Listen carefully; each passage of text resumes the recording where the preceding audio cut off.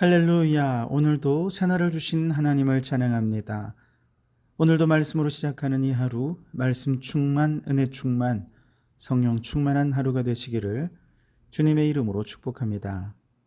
자, 오늘은 고린도전서 1장 17절에서 25절까지 말씀을 봉독해 드립니다. 하나님의 말씀을 경청하시기 바랍니다. 그리스도께서 나를 보내심은 세례를 베풀게 하려 하심이 아니요 오직 복음을 전하게 하려 하심이로되 말의 지혜로 하지 아니함은 그리스도의 십자가가 헛되지 않게 하려 함이라. 십자가의 도가 멸망하는 자들에게는 미련한 것이요 구원을 받는 우리에게는 하나님의 능력이라. 기록된 바 내가 지혜 있는 자들의 지혜를 멸하고 총명한 자들의 총명을 폐하리라 하였으니 지혜 있는 자가 어디 있느냐? 선비가 어디 있느냐? 이 세대의 변론가가 어디 있느냐? 하나님께서 이 세상의 지혜를 미련하게 하신 것이 아니냐? 하나님의 지혜에 있어서는 이 세상이 자기 지혜로 하나님을 알지 못하므로 하나님께서 전도에 미련한 것으로 믿는 자들을 구원하시기를 기뻐하셨도다. 유대인은 표적을 구하고 헬라인은 지혜를 찾으나 우리는 십자가에 못 박힌 그리스도를 전하니 유대인에게는 거리끼는 것이요 이방인에게는 미련한 것이로되 오직 부르심을 받은 자들에게는 유대인이나 헬라인이나 그리스도는 하나님의 능력이요 하나님의 지혜니라. 하나님의 어리석음이 사람보다 지혜롭고 하나님의 약하심이 사람보다 강하니라. 아멘. 오늘도 이 말씀을 통해 우리에게 주시는 하나님의 음성을 듣게 되길 바랍니다. 사도 바울이 세운 교회 중에 고린도 교회는 바울파, 아볼로파, 게바파, 그리스도파로 나뉘어 분쟁이 일어났죠. 이들이 이렇게 분파를 나누는 기준은 바로 지도자들이었습니다. 이처럼 지도자들을 중심으로 분파를 이루는 것은 당시 헬라 사회에서는 아주 흔한 일이었죠. 즉 철학자로 불리우는 지혜의 선생을 지도자로 그들을 중심으로 제자들이 모이고 선생은 그 제자들을 가르치면서 하나의 분파를 이루게 되는 것이 헬라 사회에서는 굉장히 자연스러운 현상이었습니다. 그중에는 피타고라스 같은 철학자는요, 학교처럼 교육만 하는 것이 아니었습니다. 아예 교주가 되어서 거의 종교 집단을 이루고 종교의식을 행하는 곳도 많았습니다. 이처럼 자신들만의 철학과 종교적인 의식을 가진 분파들이 자신들만의 철학적인 견해를 뽐내며 서로 토론하고 논쟁하면서 대립하고 분쟁하는 것도 당시 헬라 사회에서는 자연스러운 모습이었죠. 자, 이런 문화에 익숙해 있던 고린도 사람들이 바울과 브리스길라와 아굴라 부부를 통해 예수님을 믿고 처음 교회라는 공동체를 이루었을 때 이들은 교회와 이러한 철학의 분파를 형성했던 헬라의 모임과 크게 다르게 생각하지는 않았던 것 같습니다.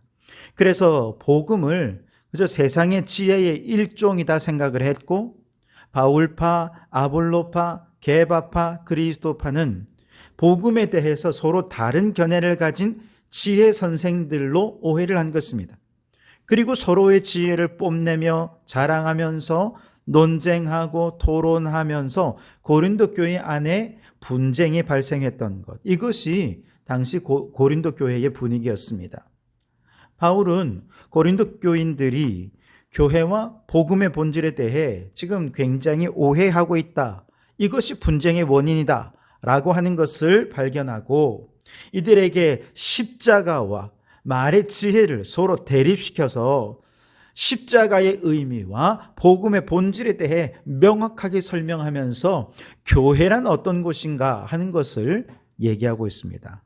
17절에 보시면 그리스도께서 나를 보내심은 세례를 베풀게 하려 하심이 아니요 오직 복음을 전하게 하려 하심이로되 말의 지혜로 하지 아니함은 그리스도의 십자가가 헛되지 않게 하려 함이라 그랬습니다. 여기서 말의 지혜라는 표현이 세상 철학자들의 지혜를 말하는 것입니다. 그런데 십자가는 이것과 전혀 다른 것이라는 거죠. 그리고 바울 자신은 바로 이 십자가의 복음을 전하기 위해 하나님께로부터 보냄받은 사람이라고 고백하는 것이죠. 자, 그렇다면 도대체 말의 지혜와 다르고 바울이 증거한 복음의 본질인 십자가의 도란 무엇인가? 18절은 이렇게 증거합니다. 십자가의 도가 멸망하는 자들에게는 미련한 것이요 구원을 받는 우리에게는 하나님의 능력이라. 아멘. 한마디로 십자가의 도는 죄인을 구원하는 하나님의 능력이 된다라고 하는 점에서 아주 큰 세상의 철학과 차이가 난다는 것이죠. 인간이 지혜를 추구하는 이유는 무엇입니까? 구원과는 아무 상관없어요. 자신의 삶을 풍요롭게 하고 평안하게 하려는 것입니다. 궁극적으로 자기의 만족을 얻는 데 목적이 있죠. 사람들은 자연을 관찰하면서 자연의 이치를 터득하고 자연의 힘이나 자원들을 이용하는 지식을 얻어서 더 많은 부여와 풍요를 얻고자 하는 탐욕과 욕망에 가득한 존재였습니다. 이처럼 인간이 중심이 되어 지혜를 추구하고 자연에 대한 지식을 얻게 되면서 사람들은 생각했습니다. 아는 것이 힘이구나. 그리고 그 힘을 가지고 다른 피조물 위에 군림하고 다른 사람들 위에 군림하게 되면서 하나님 필요 없어. 얼마든지 나의 지혜와 능력으로 행복하게 살 수 있어 라고 생각하는 교만에 빠지게 된 것이죠. 여기에는 인간이 지혜를 얻어서 죄에서 구원을 받고 영생을 누리는 이런 것과는 아무 상관없습니다. 그러나 인간의 지혜로 얻는 것은 한편으로는 문명이 발전하고 더 풍요로워질 수 있겠지만 그와 동시에 죽음과 고난을 확대해가는 것이 될 수밖에 없는 것이죠. 오늘날 우리가 아주 적나라하게 경험하고 있지 않습니까? 문명의 발달은 최고조가 되었고 세상은 이처럼 부유하고 풍요로운 때가 없는 시대를 살아가지만 그와 동시에 우리는 무엇을 얘기합니까? 기후위기로 인해 인류의 대멸종을 걱정하는 시대가 되었습니다. 그래서 지혜의 대명사인 솔로몬은 전도서 1장 18절에서 지혜가 많으면 번뇌도 많으니 지식을 더하는 자는 근심을 더하느니라 그랬습니다. 그는 세상의 모든 궁극적인 지혜와 지식을 탐구하고 배우고 깨우쳤지만 결국은 그 지혜가 오히려 그 마음에 무거운 짐이 되었다는 거죠. 왜 그럴까? 그 이유는 인간은 죄인이기 때문에 그렇습니다. 죄의 문제가 해결되지 않은 채 아무리 지혜를 탐구한다 하더라도 그리고 그 지혜를 이용해서 선을 행한다 한들 선과 악은 동시에 찾아올 수밖에 없는 것입니다. 그러니 인간의 지혜가 더할수록 불행도 더해질 수밖에 없고 인간의 선을 행할수록 악도 더해질 수밖에 없는 것입니다. 그런데 이와 같은 죄악의 악순환을 끊어야 되는 것이 무엇입니까? 십자가입니다. 하나님은 자기 아들 예수 그리스도를 인간을 위한 대속의 제물로 죽음에 이르도록 십자가에 내어 주셨습니다. 그리고 이 십자가의 대속적인 죽음을 통해 죄악의 사슬을 끊어버리시고 죄에서 벗어나 구원에 이르게 해주신 것입니다. 이처럼 죄악의 사슬에서 벗어나 구원받은 영혼은 마치 올무에서 벗어난 새같이 덫에서 놓여진 사슴같이 자유와 해방의 기쁨을 누리게 된 것이죠. 그래서 십자가의 도를 가리켜서 복음, 즉 기쁜 소식이다 그렇게 말하는 것이죠. 십자가 위에서의 죽음은 우리를 창조하신 하나님이 죄에 빠진 우리를 절대로 포기하지 않으시고 끝까지 사랑하신 그 결과 그 사랑의 힘으로 죽음을 내어 쫓고 구원에 이르게 하신 하나님의 사랑의 능력이었던 것이죠. 그래서 이것을 믿는 사람들에게는 십자가의 도는 그야말로 복음이요, 지혜요, 능력이 되는 것입니다. 하지만 세상의 철학과 인간적인 지혜를 추구하는 저 헬라 사람들에게는요, 아니 절대자가 무기력하게 죽는다는 거 이해가 안 됐습니다. 어떻게 전능하신 하나님의 아들이 이렇게 무기력하고 무능력하게 죽을 수 있느냐는 것이죠.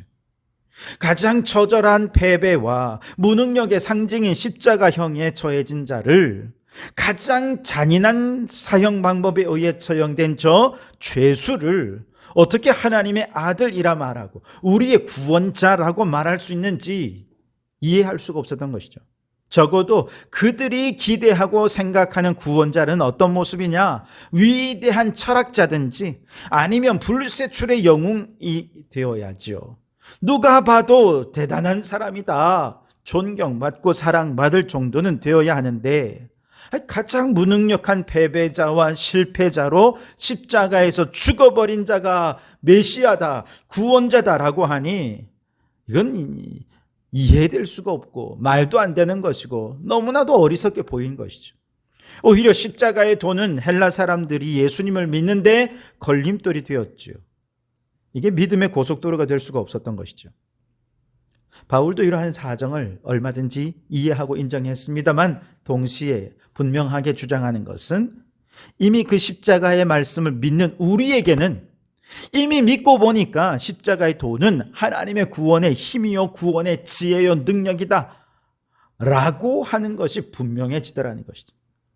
사람들이 약한 것이라고 생각하는 그 십자가가 오히려 세상의 지혜를 미련하게 하는 것이 되었고 세상의 강한 자를 부끄럽게 하시는 하나님의 능력이 되었다는 사실을 너무나도 분명하게 고백하지 않을 수 없더라는 것이죠.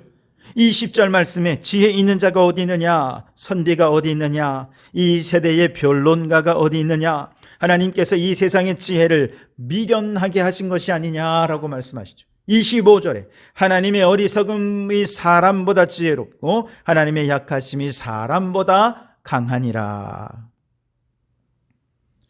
여러분, 우리 주변에도 이와 같이 십자가의 도에 대해 무능력하다고 생각하고 어리석다고 생각하는 사람들이 많습니다. 심지어 요즘같이 과학이 발달하고 모든 지혜와 지식이 넘쳐나며 능력주의가 되는 이런 시대에 십자가의 도를 믿는다고? 그러면 불쌍하게 쳐다봅니다. 마치 멸종 위기에 놓여있는 희귀동물이나 천연 기념물을 보듯이 바라보는 거예요. 그러나 여러분, 지금도 하나님께서는요, 세상에 힘있고 지혜 있는 자를 통해 하나님의 역사를 이루어가는 것이 아닙니다. 오히려 세상의 시각에서 볼 때 미련한 자로 분류되는 사람들, 그저 십자가에 나타난 하나님의 사랑의 힘과 그 사랑의 능력을 믿는 사람들, 그들을 택하셔서 스스로 힘이 있다고 생각하고 지혜 있다고 생각하며 그들의 능력으로 이 세상 속에 바벨탑을 쌓아가며 하나님을 대적하는 저 교만한 사람들, 그들의 지혜와 능력을 부끄럽게 하시며 그들의 지혜를 배하시고 그들이 쌓은 바벨탑을 무너뜨리는 그 승리의 날이 반드시 오게 될 줄 믿습니다. 지금도 많은 사람들이 교회 안에서 세상의 지혜와 지식과 능력을 자랑합니다. 그리고 능력 있는 지도자들, 똑똑한 지도자들을 앞세워 그 앞에 일렬로 사람들을 쫙 줄 세우고 그 지도자를 따르게 하는 것이죠. 주님을 따르는 것이 아니라 사람을 따르도록 합니다. 이처럼 사람을 따르고 사람의 지혜와 지식을 자랑하는 것은 더 이상 교회란 말할 수가 없습니다. 세상에 세속화의 물결이 지금 교회 안에 들어와서 교회의 교회됨을 무너뜨리고 있는 것이죠. 진정한 교회는 어떤 교회입니까? 십자가의 능력을 자랑하는 교회입니다.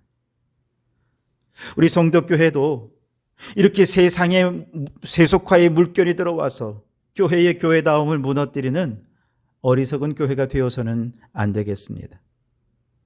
왜냐하면 결국 하나님의 심판대 앞에 설 때 이 세상의 모든 자랑은 쓸모없는 것이 되고 오직 한 가지, 십자가의 도가 죄인을 구원하는 하나님의 능력이라는 한 가지 믿음만 필요하기 때문에 그렇습니다. 이것만 있으면 되는 거예요. 그러면 교회입니다. 지금 갈등과 분쟁과 분열 가운데 있는 어떤 교회라도 다시금 십자가의 도를 믿는 믿음 가운데로 돌아온다면, 복음의 핵심, 복음의 본질로 돌아온다면 갈등이 멈추고 교회다운 교회로 거듭날 수 있게 될 것입니다.